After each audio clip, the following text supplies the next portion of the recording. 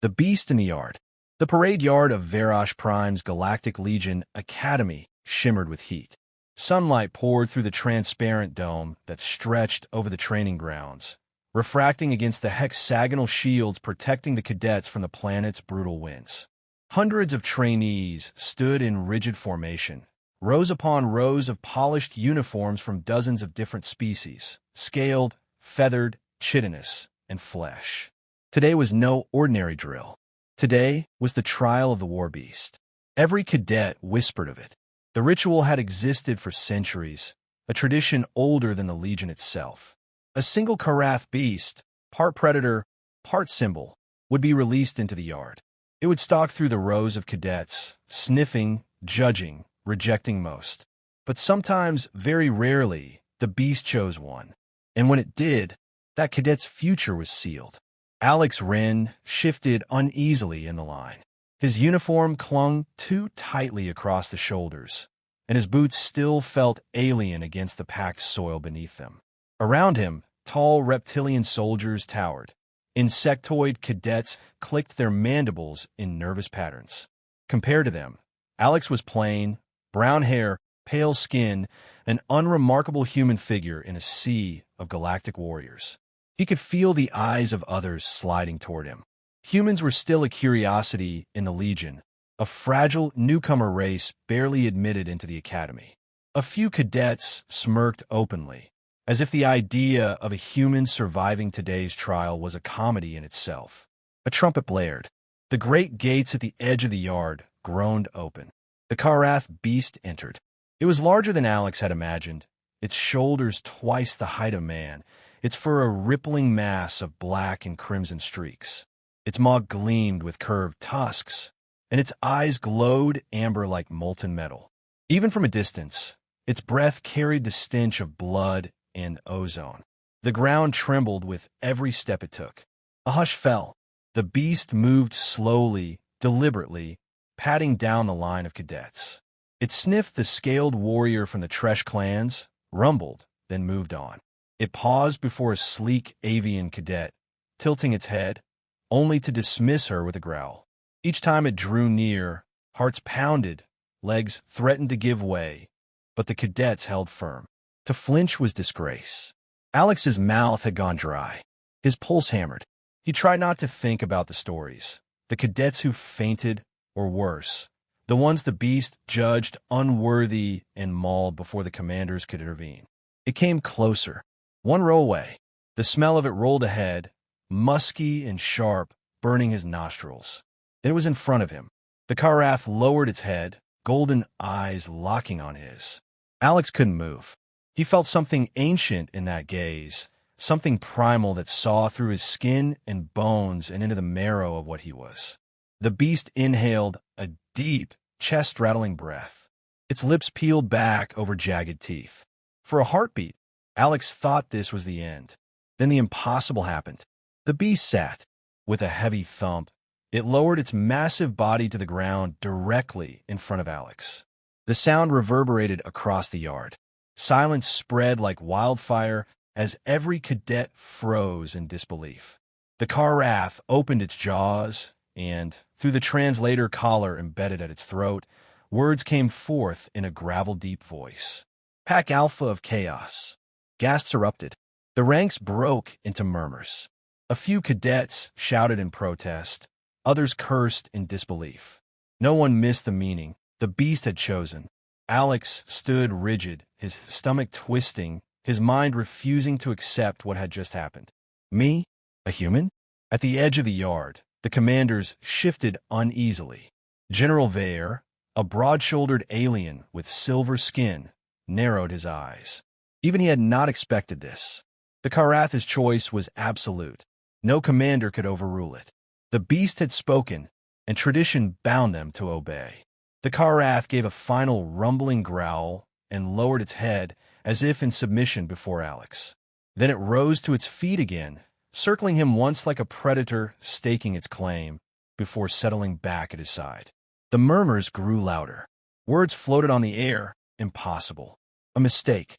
Human chaos. Alex swallowed hard. He had no idea what Pack Alpha of Chaos meant, or why the beast had chosen him. All he knew was that every eye in the academy was now fixed on him, and none of them would ever look at him the same way again. The weight of the alpha. The whispers never stopped. Every hallway Alex walked through seemed to echo with them. The human, one voice muttered as he passed. Chaos Alpha, another sneered. Some cadets avoided his eyes. Others glared openly. Even the instructors regarded him differently now, less as an oddity, more as a problem. The Karath beast had chosen, and tradition bound the academy to accept it. But no one knew how to treat him. He was no longer anonymous, no longer just Cadet Alex Renn from Earth. Now he was the one the beast bowed to, and the beast never left his side. Growl-th, that was what the handlers called it, loomed behind Alex as he jogged drills across the yard. It crouched in the shadows during lectures, its golden eyes never straying from him. Other cadets gave Alex wide berth, some from awe, more from fear. The instructors tolerated Growl-th's presence with forced neutrality, but Alex could feel the tension in the air. During weapons practice, the beast growled low whenever a sparring partner struck him too hard. When Alex stumbled after a particularly sharp hit from a reptilian cadet, Growl-th's rumble shook the walls. The reptile froze mid-swing, color draining from his scaled face. Alex forced a grin. Easy, big guy. I can handle it. The beast's growl faded, but its gaze lingered, as if evaluating his words. That night in the mess hall, Alex found himself sitting alone. Trays clattered, voices rose and fell, but no one dared sit near him. Then a shadow fell across his table. It was Score, the same reptilian cadet who had nearly flattened him in training. Tall, armored in ridged scales, his grin was full of teeth. So, Score hissed, the beast thinks you are alpha. He leaned closer. But we know the truth. You're soft, weak, a mistake. Alex tensed, but before he could answer, Growl-th shifted from the corner, a low warning growl vibrating through the mess hall. Score's grin faltered, yet he didn't retreat. You think that monster makes you leader? Leadership is earned, not gifted. His voice dropped to a whisper. One day, when it's just you and me, we'll see who chaos follows. He stalked away, leaving Alex staring at the untouched meal on his tray. The following week, the instructors pushed Alex harder than ever. Endurance runs doubled in length. Tactical exercises grew more complex. When he faltered, the beast snarled at him until he got up again. It was as if the entire academy had decided. If he was the alpha of chaos, he had to prove it, or break trying. In one exercise, squads were tasked with breaching a simulated fortress. Alien cadets plotted intricate strategies, calculating precise moves. Alex's team looked to him reluctantly, expecting him to fail. Instead of issuing rigid commands, Alex improvised. He noticed weaknesses in the walls, redirected teammates to exploit them, and even used smoke from a failed device as cover rather than discarding it as useless. The plan looked sloppy, chaotic, but it worked. His squad stormed the fortress before any other team. The instructors exchanged uneasy glances. Afterward, General Vare summoned him to his office. The alien commander towered behind a desk of dark alloy, silver skin glinting under the lights. The Karath never lies, Vare said bluntly. It named you Pack Alpha of Chaos. Do you understand why? Alex shook his head. I don't even understand what that means. Vare studied him for a long moment. Your kind does not fight like others. You lack order, discipline, structure. But in chaos, you thrive. You adapt faster than logic permits. That is why the beast bowed. Alex frowned. So you're saying humans are unpredictable? Not merely unpredictable. Dangerous because of it. Vare leaned forward, voice low. Control that chaos, Cadet Renn, or it will consume you and those who follow you. Later, Alex found himself outside with Growl-th. The beast crouched in the yard, watching him with its molten eyes. Tentatively, Alex crouched too. You really think I'm some kind of alpha? He asked softly. The beast tilted its head. Then, with deliberate slowness, it bared its teeth in what looked like a grin. And Alex understood. The beast hadn't chosen him because of strength or fear. It had chosen him because he carried something the others didn't: the ability to make order out of disorder, to leap into the unknown without hesitation. Chaos.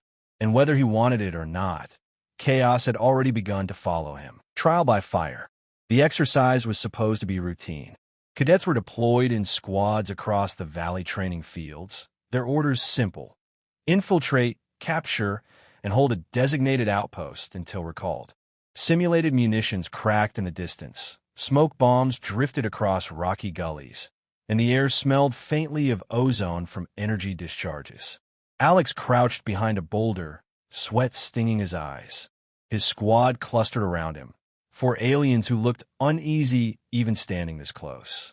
They still weren't sure whether to trust him, though Galactic crouched nearby like a living shadow, its eyes burning gold in the haze. North flank's clear, reported Kivra, a slender avian with iridescent feathers. But the ridge is exposed. Good, Alex replied. That means they'll think we won't use it. So we will.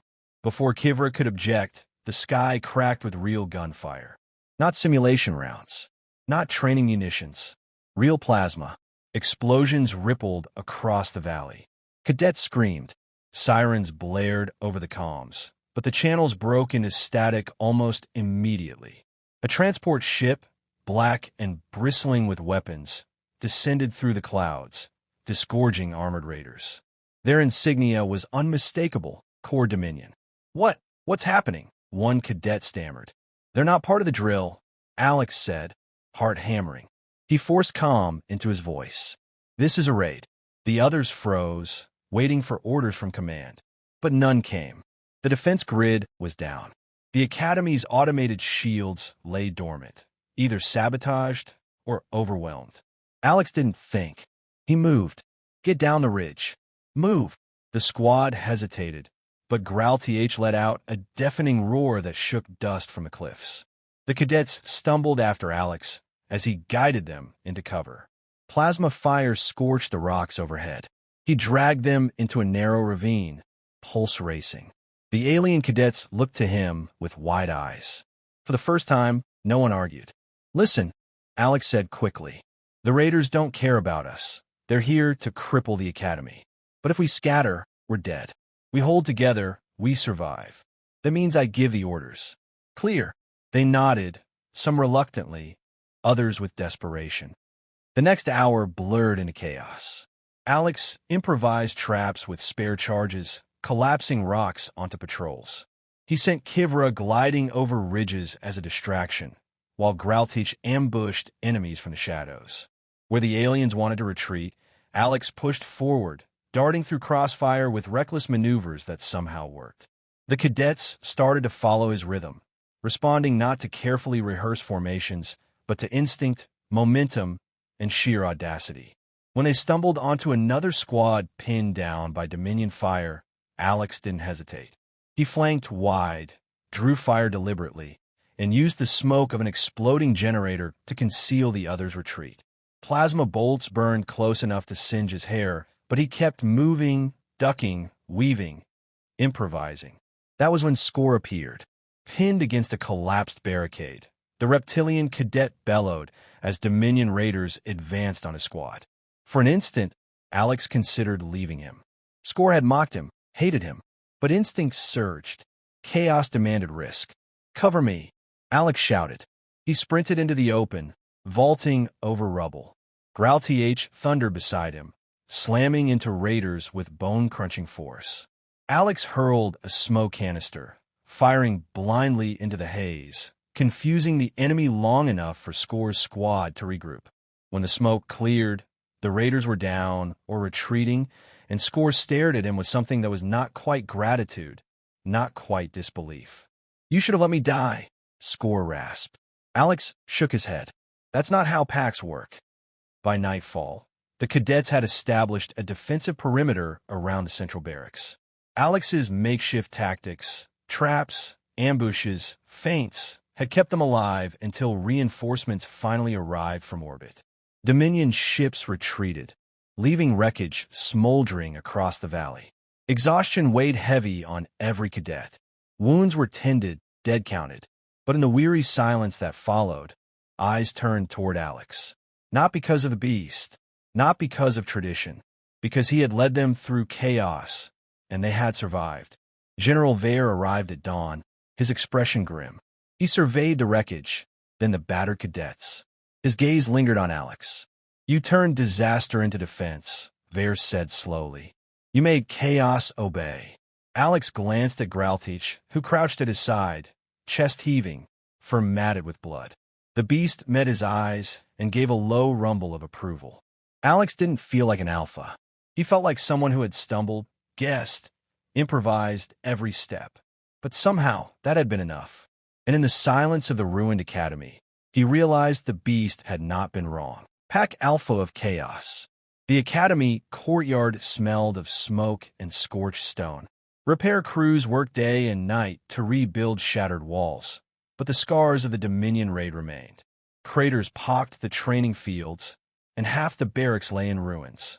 The cadets stood in formation anyway, battered but unbroken.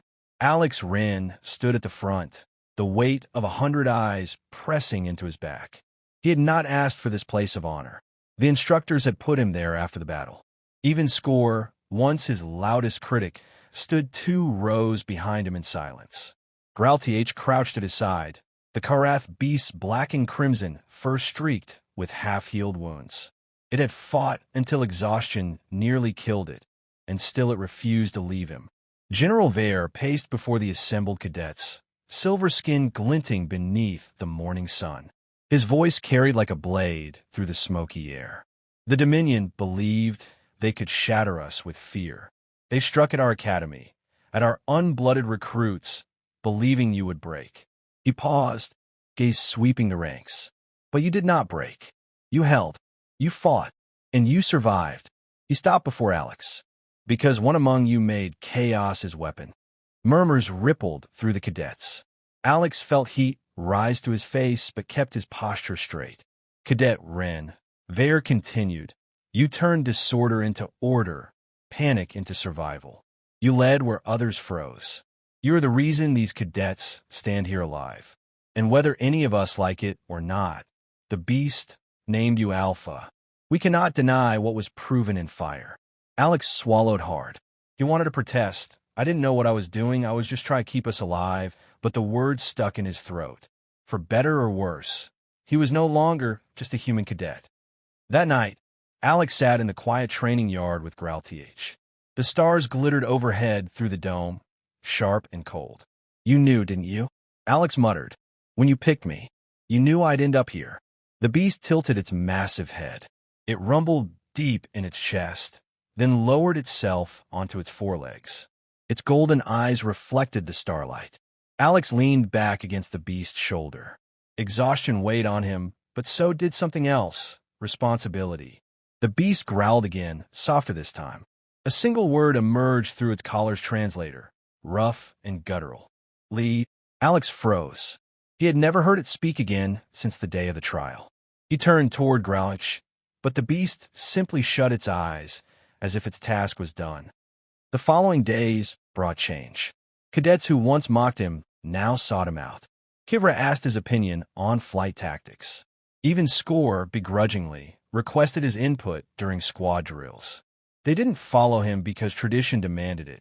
They followed because he had proven himself when the galaxy turned upside down. The phrase Pack Alpha of Chaos spread beyond the academy. Other instructors whispered it with wary respect. Rumors traveled fast. Soldiers stationed across Verash Prime began repeating the title like a legend being born. Alex struggled with it. He was no strategist, no polished leader. He made mistakes, guessed, improvised. But somehow that was enough. In chaos, his instincts carried him where careful plans could not. General Vare summoned him one final time before the graduation trials. The Dominion raid was not random, Vare said grimly. They test us, probing for weakness. Larger war is coming. His silver eyes narrowed. Our strategies are built on precision, on order. But war will not give us order. It will give us chaos. And when it does, we will need you. Alex exhaled slowly. So that's why the beast chose me. Perhaps, Vare replied. Or perhaps it simply saw what the rest of us were blind to, that humanity was born for chaos. On the day of their next muster, Alex stood at the front of the cadets once more. This time, he did not feel the weight of their stares as judgment, but as expectation. They were waiting for him, trusting him. Galactic, still healing, crouched behind him like a shadow. The beast no longer needed to speak. Its presence was enough. Alex squared his shoulders, the words forming in his chest before he even realized he was speaking. "We're not the strongest," he said. "Not the fastest. Not the smartest. But when the galaxy throws chaos at us, we don't fall. We adapt. That's who we are. That's who I am. And if that makes me your alpha, then so be it." The cadets' voices rose as one, a thunderous roar of affirmation that shook the courtyard. For the first time, Alex didn't flinch from the title. He embraced it. Pack Alpha of Chaos. And somewhere deep inside, he knew this was only the beginning.